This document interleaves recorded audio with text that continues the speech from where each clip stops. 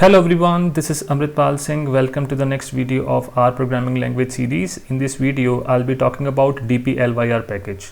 So what is Dplyr package and why it's so important? It is actually one of the most powerful and popular package in R. So this package help us in doing multiple things, like it help us in manipulating, cleaning and summarizing the data. Or we can say in short that it makes the data exploration and data manipulation very easy in R. So let's get started with Dplyr. First of all, we need to install this package. I already have installed, so you need to just load the library in order to work with this Dplyr package. Let's load the library here, Dplyr. Okay, in this way it will be functional in your R environment. Now I have prepared one little PDF which I'll be using as a base for this video. Let's get started here. So this is the first point about Dplyr. The package Dplyr consists of many functions that perform mostly the use data manipulation operations. Meaning is like it helps us in doing the manipulation, cleaning and all, right? Let's get started with this. So it helps us in applying filter, selection, specific columns, sorting the data, adding or deleting the columns and aggregating data. It means it's kind of a one-man army which help us in doing multiple things, right? So let's get started. This is how I've already told you. This is how we need to install the package. Install.packages Dplyr. As in my system, I'm already have installed. So I just have loaded the library Dplyr. So for this, I'll be making use of one of the simple data set, which I can show you here. This is the input data.csv I'll be using for my video. All right. So first of all, let's see what are the different functions defined under the Dplyr. We got these functions actually: select functions, filter function, group by, summarize, arrange, join, mutate. Selection is very simple, as we used to have a select operator in the SQL. It's for selecting the columns. Filter means filtering the rows, which is equivalent of where in SQL. Group underscore by function, grouping the data. It is equivalent of group by in SQL. Summarizing means aggregating. Arrange means sorting data, equivalent of order by in SQL. Join means joining the two tables, joining two data frames together. It's equivalent of join in SQL. Mutate meaning is creating a new variables, like meaning is like if any variable is not available, we can add this based upon the existing variables. This is how mutate. It's equivalent of column alias in SQL. We'll discuss all these things with the examples in this video. So first of all, let's start with the very first example here, how we can select random n rows in the case of Dplyr. So I'll be just making use of this R console side by side, so that we can start with the proceedings, right? So let's see how we can select the random rows using Dplyr package. So first of all, we need to work on this data, which I already told you. This is a data which I've already selected for my video. This is the data consisting of multiple columns. So let's start. First of all, kindly load the data. I've already told you how to load the data. So kindly load the data with the read.csv here. So I'm just putting it here. Maybe I'm using one variable, maybe x equal to read.csv.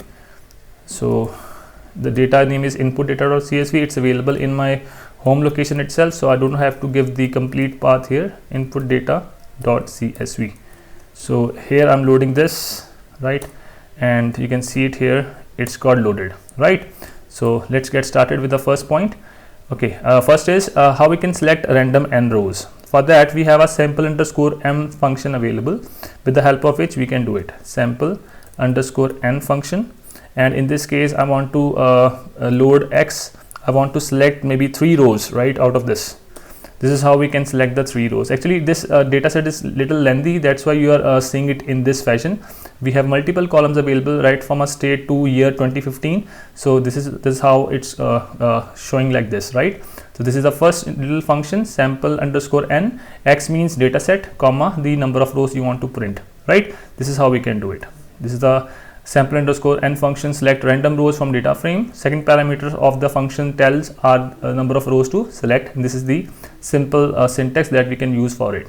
Now next example we can take in this for understanding Dplyr packages, selecting random fraction of rows. How we can select random fraction means how we, in this case we'll be giving some percentage, means how much percentage I want to select.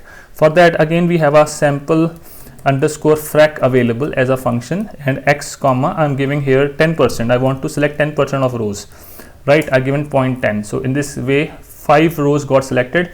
Actually in my data set I'm having exactly 51 or 50 rows, that's why I got that 10% as 5, right? That's why how we can make use of sample underscore frac function, right? So it has helped us in selecting the randomly n%. So here we are selecting 10%, right? This is the syntax that we followed. Third is how we can remove duplicate rows based upon the all the variables. Here variable equivalent of the column names, right, in the Dplyr terminology. For that we have the simple distinct function available. We can call distinct, okay, and we can just pass the x here. If there is any duplicacy in the rows, that will be removed with that. So x1 I got return. It means again x1 is containing 51 rows. It means there's no duplicacy in the rows as such. It means all the rows are distinct as a whole, right? That's the meaning of distinct. This is how we can make use of distinct operator. It helps us in eliminating the duplicates from the data set. This is the syntax that we followed here. Distinct, then the data frame or data set name, right?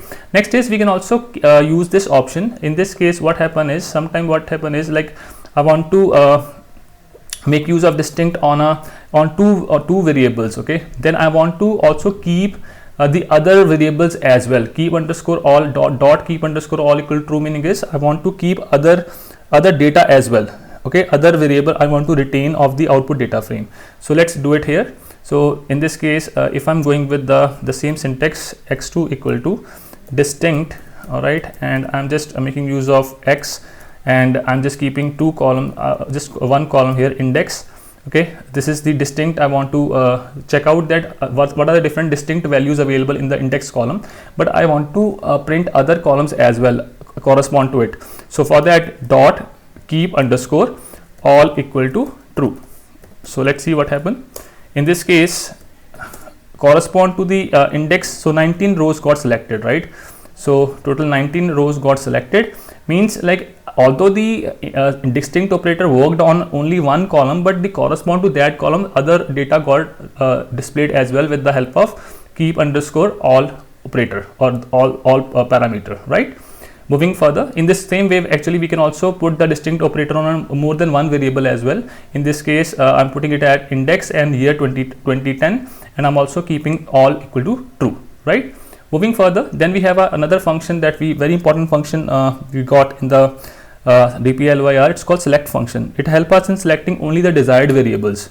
It's like a select operator in the SQL. Let's suppose I want to select only few columns, right? Not all the columns. So what I can do, I can just go with that, like x3 equal to select. I want to select maybe first specify the data frame or data set name, comma, I want to select only index, right? That's it.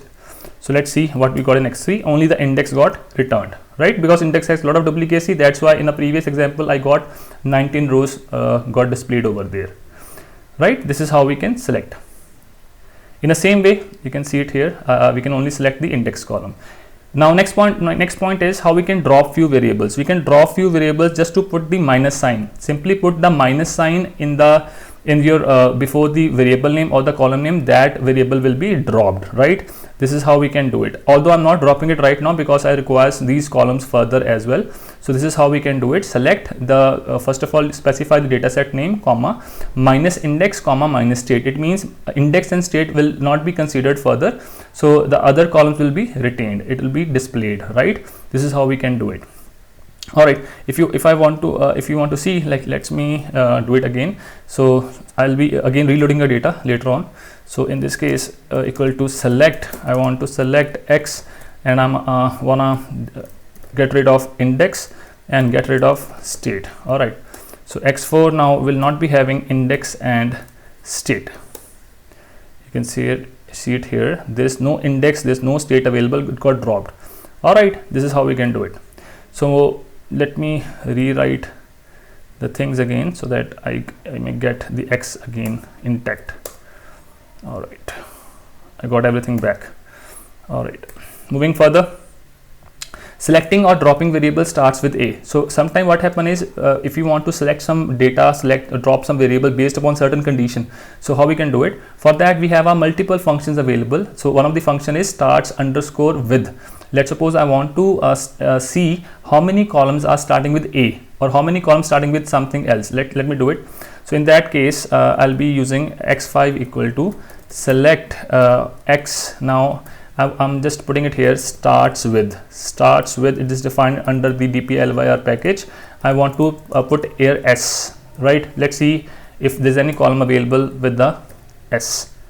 So we only have a state column available starting from S. That's why only state got displayed. In the same way, we got other columns, other functions as well, starts with, ends with, contains, matches, num range, one of, everything. So these are some of the other functions that we can use alongside select, right? So moving further, another example we can take, selecting variables containing I in their name. So let's suppose there is some part, there's a character I. If I want to select those variables which is containing I, how I can do it? For that, I'll be using the contains function. So let's make use of contains function here. So in that case, let me now go with x7 equal to select, right? In this case, we can again go with the select. So it means I can use multiple things with the select, right? X comma contains. So contains what? It should be containing I. So let me now put it here I. So I, let's see if there's any column available which is containing I as the part of it. So only index is having the I with the I index, right? This is how contain works, right? Moving further, we can also reorder the variables as well. Let's suppose whatever the default order I'm getting in the data set, I want to change the order. I don't want to see in the same order. So I can do the reordering as well. How we can do the reordering? In this case, you can see it here. I'm selecting my data. It's my part of this is the data set I'm having. Then I want to put state first, then everything else should come later on. So what I can do in this case, so in this case, only the state will come at the very first and the other columns will be the coming afterwards. Let's see it here. So and here I'm using x8 equal to select. I'm just selecting my x here. I want to put state at very first, then everything meaning is other columns, all the columns should come later on, right? Let's see it here. If x8 is displaying the state at very first, let's see it here. So in this case, you can see state is coming at very first time. Let's see the default x when we have loaded. At that time, what was the scenario? At that scenario, index was the first position. You can see it here. Index was the first position. Now, with the reordering, state is coming at the first position. You can see it here. State is coming at the first position. This is how we can make use of reordering.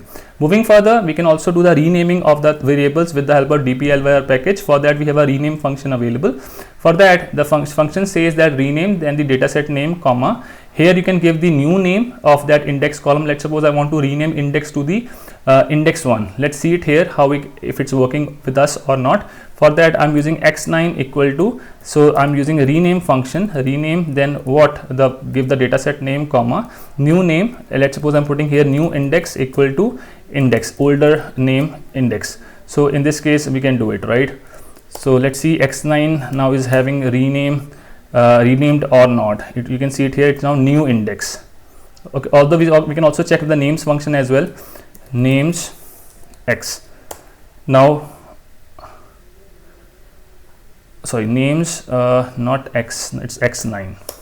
You can see it here, new index. It was earlier index, now it's been changed to new index. This is called as a renaming the things.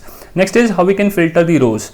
Sometimes we have to apply some filtering. For that, we can now, in this case, there's one question we have put here. Filter the rows and retain only those values in which index is equal to A. Let's see it here, how we can make use of it. In this case, we are making use of a filter operator, right? Filter function. So we can do it like this. In this case, I'm using now x10 equal to filter. Then we can apply the give the original dataset name, comma, index equal to A. So index equal to A, it's coming here. So x10, if you can print now, only the rows which is correspond to the A, it got returned here, right? This is how we can do the filtration. You can see it here.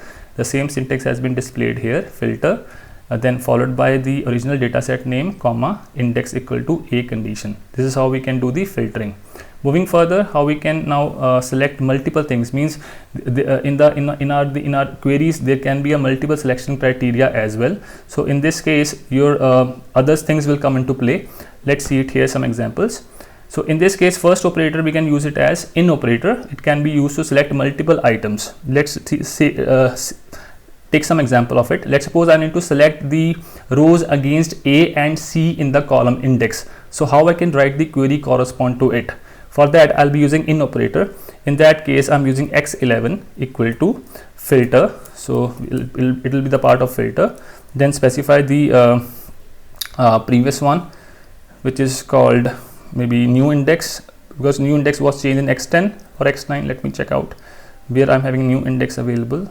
So I'm still keeping it as x only, x comma. So I'm specifying here index space, then in operator, then we have a percentage in percentage, then we can specify the two, we have a two conditions A and C. So specify A comma specify C. This is the query correspond to this. So the query says that select rows against A and C in the column index. This is equivalent of that.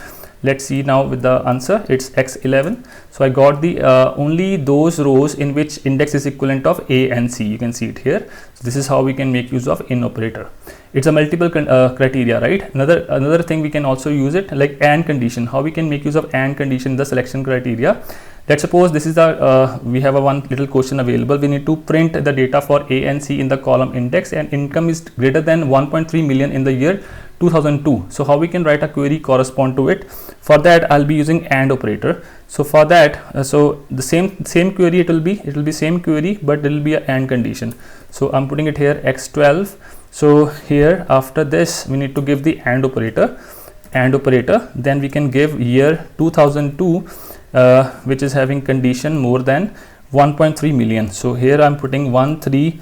We have to give 1 2 3 4 5 zeros, right? So this is 1.3 million. So let's see now x12. Here I got the required answer, right, which is satisfying this condition. This is how we can use the AND operator. In the same way, we can also use the OR operator as well. For that, we use pipe operator.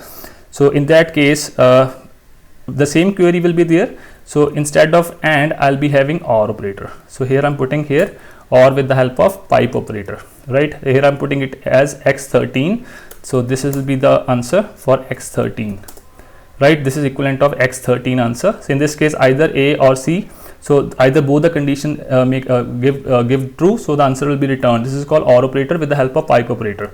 So let's move it further now. So here I means this is not I, it's a pipe operator, denotes OR condition, or we can also use the NOT condition as well with the exclamation mark. Let's also make use of that as well. One example for you.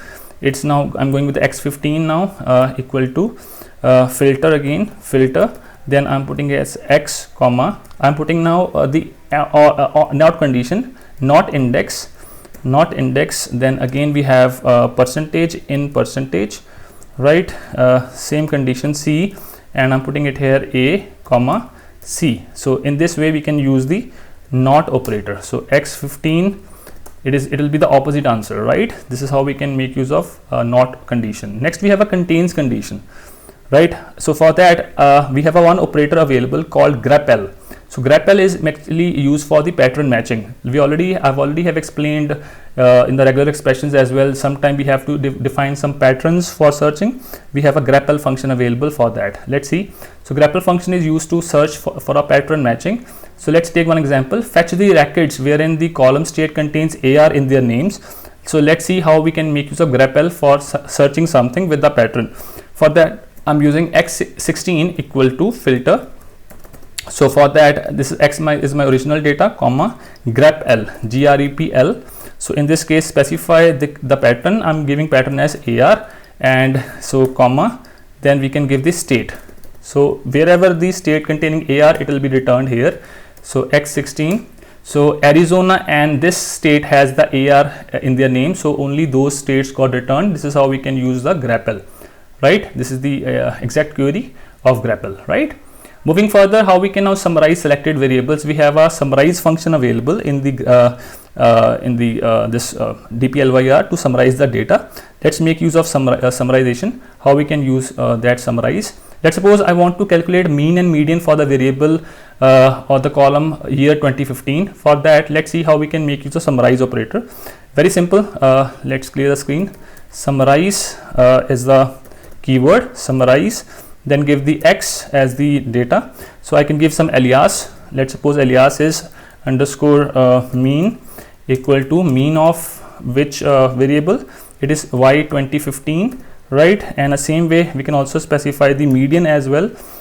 These are the aggregate operators we are having. Another alias we can give 2015 underscore median, okay, and I can give the median as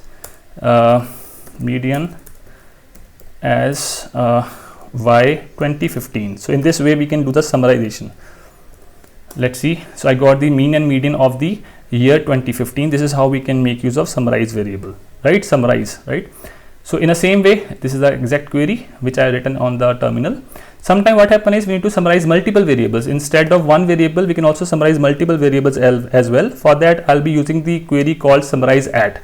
So let's copy this exactly so that we can save the time. In this case, the query says summarise underscore at the given data x comma vars, means variables. So I want to now act on two variables instead of one, for year 2005 and year 2006, and I want to calculate three things for both the years: number of rows, mean and median. So let's do it for that. So let's copy the content exactly, copy and then paste it here. Let's see the answer. So sorry, actually we don't have my data available, so for that I need to just put it here. Let me just convert it into the x here. There's no my data variable available, so that's why the error is coming. So instead that we are using x here. So let's copy and paste and let's see. So I got warning, no issues, but this is the answer we got. This is the answer we got. Number of rows 51, number of rows 51 for both years. This is a mean of 2005, mean of year 2006, a median of this 5 and median of this 6. Actually what the warning says that funds or functions has been deprecated in this Dplyr package. For that they suggest us to use some new thing. Although it's still supported in the R, it got deprecated, means very soon it will be eliminated as well. They have been replaced with the new functions, right? So that's the reason we are getting this. Actually we can use the list for that, okay? Instead of funds we can use the list. All right, I can show you the new syntax. So what will be the new syntax now? It will be same syntax, summarize at, let me type it again, summarize underscore at, then the data comma vars are y 2005 comma y 2006. Then we can use list now instead of funds, list. Then we can use n equivalent of this n function, right, comma mean, right, comma median. Let's see, this is the newer syntax, right? This is a new syntax without any warning, right? So they suggested us, instead of using funds, use the list, right? Moving back to the things. Next one is how we can do the sorting in Dplyr. For that we have a arrange function available, very simple. So let's do the sorting of a data. Arrange of what? Arrange of x comma, define the variable name with respect to which you want to do the sorting. I want to do the sorting with respect to only one variable, that's why I've given a x. So index. So in this way sorting has been done with respect to index, right? You can see it, A, B, C, D, all are alphabetically sorted now. If you want to do with the more than one column, you can specify other column as well. This is how we can do the sorting in Dplyr, right? So in the same way, if you want to do in a descending order, we have a DESC keyword available, with the help of which you can do the things in a descending order. Now moving further, we have a pipe operator available, very useful operator in the case of R language. Under Dplyr package, it makes your job very easy. So let's use the pipe operator here. So how we can go with the pipe operator? It actually help us in writing the query in a easiest manner. The output of previous query will be fed as an input to next query. Let's see it here. Let's suppose we are having this question available. So question says that selecting 10 random observation of two variables, right? Index state from a data frame. My data in our case it's x. Let's see how we can solve this question with the pipe operator. It's very simple. Let's now do it.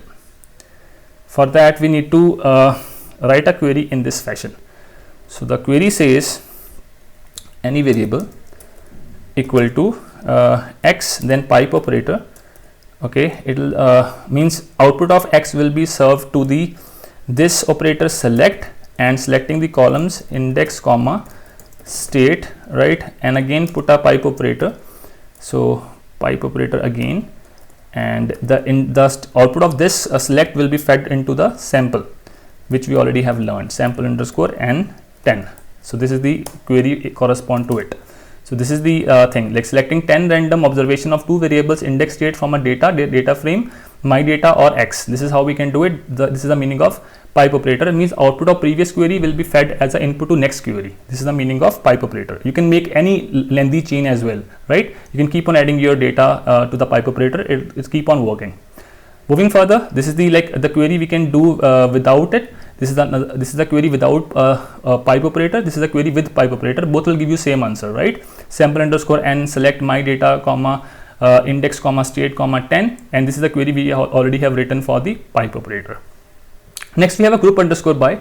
It's equivalent of group by function of the SQL. Now for that I'll be working on the empty cars, which is the inbuilt data set of R, to help you understand this. So in this case what we are doing, we are putting it here empty cars, the dataset name followed by pipe operator. The output of empty cars will be fed into group underscore by am. Am is a one column in empty cars. Let me show you empty cars first. Empty cars has a one column called am, and am must be having some duplicate values. Let's see it here. Am is having some values 1 and 0s, so it will be aggregating correspond to 1 and 0, and then we'll be summarizing the total. So let's do it. So straight away I'm copying the query, and let's see how it works. So let's see in the empty cars data set how it works.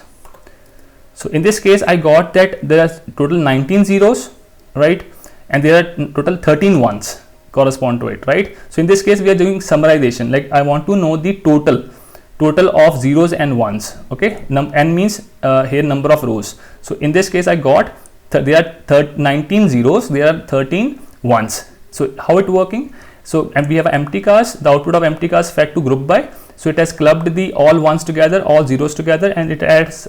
We have applied summarize function of Dplyr, and we have calculated number of ones and zeros in this case. This is how we can make use of the group underscore by. At last operator we have of this video is mutate function. Mutate function help us in creating a new variable. So let's see. So it help us in creating a new variables. Let's see how we can make use of it. So again we have a one data set available, the same empty cars, and I want to select two columns, displacement and horsepower, DISP and HP, and I want to add a new column which will be the difference of these two, displacement and HP. So in this case a new column will be generated based upon the existing column. This is the meaning of mutate, actually creating a new variables based upon the existing variables. So let's do it here. So again I'm copying and pasting the query, and I got the answer here. You can see it here. Diff got printed, it got added. It was not a part of original data frame, but now it is containing the subtraction of displacement and horsepower. This is the meaning of mutate, right? So in the same way we can also do this as well, calculating the division of year 2015 by 2014 and give the name as change. Let's do it. How we can make use of it. Another example we can try. So again it will be very simple. So for that we need to now make use of my function which is called x, and here it will be, let me clear the screen first. Okay, it will be fed to the we have to select, right, year 2015 comma year 2014, right, and then we can apply mutate, right. Let's apply mutate, which will be division of y 2015 by y 2014, right, and give some variable name which will be act as a alias col1, let's suppose. So let's do it. I got the division here, right? I got a division in the col1. This is how the mutate works. Now last point is we have a join function. The way we make use of join in the regular SQL, the same we have a join available. So this Dplyr support multiple type of joins, and all the joins have a same syntax: join name and first two variables which correspond to the two data frames, and by means common column, right? For that I'll be taking one example here. So these are the joins which supported: inner join, left join, right join, full, semi, anti. So now let's take one simple example. I'll be having two data frames got generated from these two, df1 and df2. Let's generate two data frames here, and let me show you how join works in Dplyr. So first of all, create the two data frames. This is of df1 done, and we have a df2. We have a two data frames, right? Okay, it's not got copied properly. No worries. I can type in just to save that time. Copy, and then I need to just add here last d. So I'm adding it here. D equal to letters is an inbuilt data set in the R. We all know it is from 1 to 6, right? Let me check it out. 1 to 6. So 2 to 6. It will be 2 to 6. All right. So it's added. Done. So we got df1.